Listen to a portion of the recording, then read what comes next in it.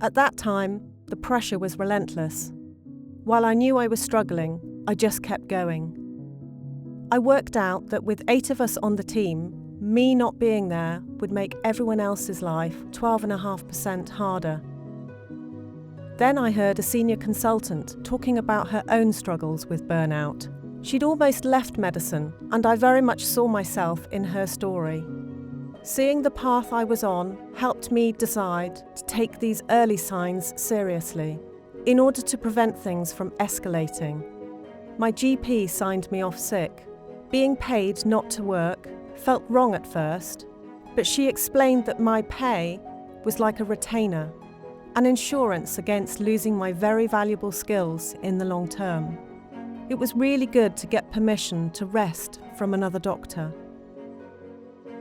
The professional support unit organised for me to have 4 sessions with a counsellor, in which I learned to let go of some control, to spot when I'm struggling earlier, and to give myself permission to rest and unwind. In the end, I was only away a few weeks. Getting professional support didn't weaken me. It's only ever made me stronger, and I would encourage anyone struggling to reach out. We do a really difficult and vital job, and it's foolhardy not to keep ourselves healthy enough to do it. My whole life, people had looked to me for answers. I was the one, the linchpin of all of it. I didn't think I could afford to look weak, or the whole thing might fall apart. The pressure made me lonely and frustrated and angry all the time. When I was asked to take professional support, I was horrified that I'd let it show.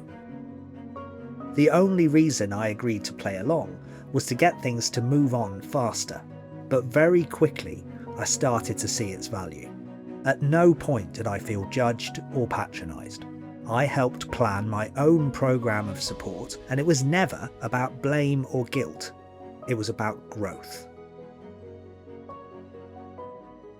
The conversations were challenging. I'd treated people very badly, but they helped me see things from new perspectives, and I'm convinced I'm a better consultant and a better oncologist because of it. The stiff upper lip culture I trained in was pretty toxic. It pushed great doctors to walk away, or worse, when what they really needed was support.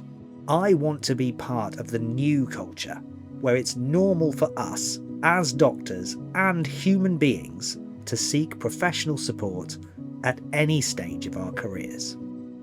So now, when I recruit, I look for doctors who see the value in asking for help, and I make sure it's safe for anyone in my team to do so in any way that works for them.